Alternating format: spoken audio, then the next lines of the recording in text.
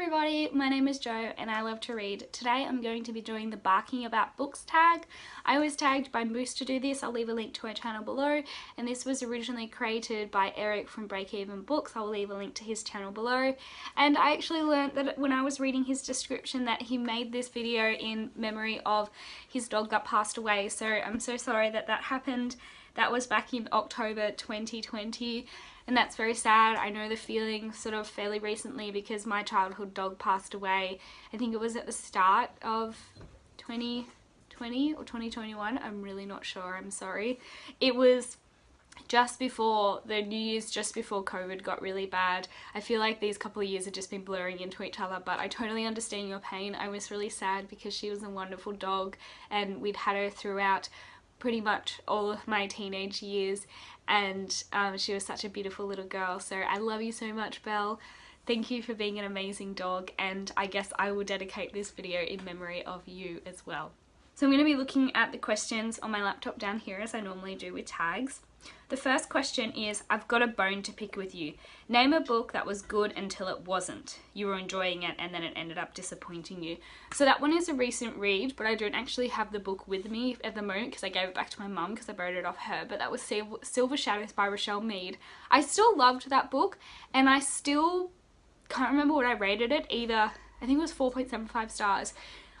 It was a really good book until the cliffhanger ending, because it felt like they were just going to redo the book that I just read with a different character, and even though I loved the book, it just felt a little bit overdone and a bit annoying that that's what the next book was going to be about. So that was frustrating, but I'm hoping that the final book ends up being good. But that was just, it kind of like drove me nuts because it would have been like the perfect ending to have ended it without a cliffhanger, but they did, and just decided to redo what they just finished doing. Next question. Welcome home. Name a book or series that gives you the warm feelings of home. I also don't have this book because I didn't like the series enough to keep it, but it is actually the Mediator series by Cabot. And why it gives me like home vibes is I actually read it when we went camping. So we used to go camping every year to this one free spot that was in like our local area. It had like a beach. The ground was all sandy even when you camped, so it was really soft, and there was even a river there that led into the beach, and it was just this really fun place that we used to go camping a lot, like every year as a family since we were younger. But sort of later towards my teen years and early 20s, it started to get discovered by a lot of people. Some people would come and trash it, and ultimately I can't remember whether it was forestry or national parks. We have two different bodies in our local in Australia that look after the natural landscapes and forests and things like that, and they took over, locked it up, and tried to make all these new campsites, basically just kind of screwed it up, and so nobody can really go there anymore, and that absolutely sucks because it was such a really good camping spot. But I read that Mediator books 1 to 2 down there, and that place has always felt like home, and so that book feels like home because I associate it with that place. The next question, roughing it. Name a book that has a journey or a travel element to it. So I'm picking Eldest for this one, which is the second book of the Inheritance cycle by Christina Paolini.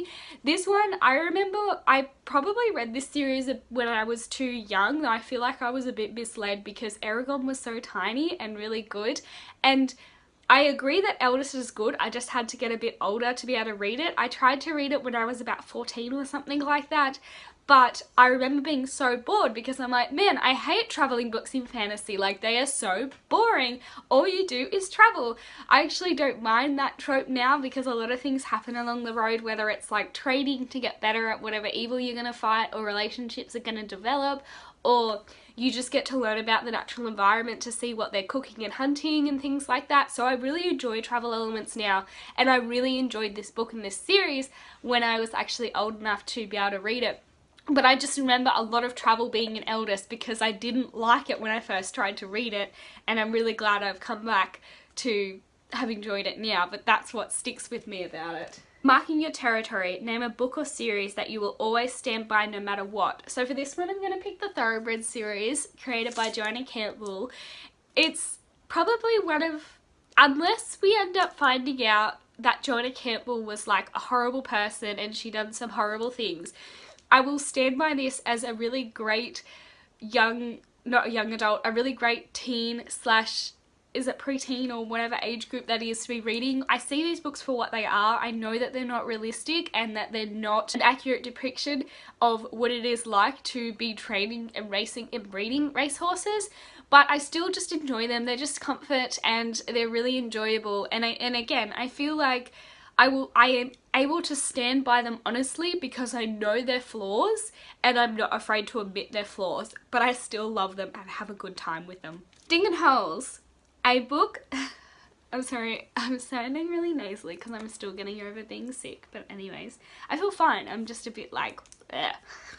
Digging Holes, a book that had some hidden secrets or had a big plot twist uncovered. I really tried so hard to try and find another book to talk about than this one because I know you guys have heard about this over and over again, but the ending of this probably had the biggest plot twist that I have ever read to date, and it is the final book in the trilogy, so that was a bit crazy. But I still enjoyed most of it, but the plot twist just was like, oh, it made me angry and upset me, even though I kind of get it now in the end in hindsight, but at the time I was really bad. Stand By Me. Name a book or series that portrayed a very loyal friendship between its characters. For this one, I'm going to pick the Skulduggery series by Derek Landy. I haven't read a ton of books, to be honest, where good friendships are at the heart of it. A lot of it is like romance, or there are friendships in books that I've read, but no like do or die friendships, but the friendships between these characters, particularly Valerie and Skulduggery. Skulduggery is a skeleton detective and Valerie through the course of the series ends up becoming his partner, and there's actually a bit in the midway point of the first series, because it has actually regenerated again recently, but the midway point in the first series he actually gets pulled into another dimension and she goes after him, even though there is a very low chance that she's going to survive because he is her, I was going to say partner, and that's going to mislead you because they're not romantically involved at all, but he is her best friend and she is no way not going to try and save his life, even though it means that hers might be forfeit. So I just love their relationship, but there's also a wider group that you don't so much see later on in the series as things happen, but particularly at the start there's like Val, Skulduggery, there's Ghastly and Tanith, and I just love them all together. Like they form this like A-team, super cool like badass detectives that are there to fight crime, and it's just like as things go on things don't stay the same, but I still really love that original A-team, and I feel like it's part of the reason why I really enjoyed the series. Tug of War, a book you have very mixed feelings about. I would say Ink by Amanda Sun. This is the first book in a series. I really wanted to like this one because I really wanted to be there in a Japanese world, which is where this is, but I have mixed feelings about this, and I nearly DNF'd it because the main character was such a pain in the ass to read about. She was so frustrating and really irritated me, and there was a bit of insta love, but I think it was just insta attraction written not super well. I ended up finishing it and I kind of want to continue because the things that we're facing in here are paper gods, and this guy draws artwork and they come to life in some situations, and I just think that it's really cool. Like aside from the fact that we're in Japan, which is somewhere that I really want to go, and that January and I were gonna go on our honeymoon and then COVID happened, but I really wanted to go there because I find Japanese culture really fascinating and interesting, and it's just something that I really enjoy the world and I really enjoy the mythology and the paper gods aspect, but it frustrates me about the main characters and how they interact. So I'm going to continue on, but I may be angry and annoyed and potentially DNF this, so I was very mixed about this because I wanted to like it. In some aspects I do, but not all of them. The last question is Treats, a book that you were super excited about and will reward yourself by reading it. So I'm just going to insert all these pictures of all the books that I'm looking forward to reading when I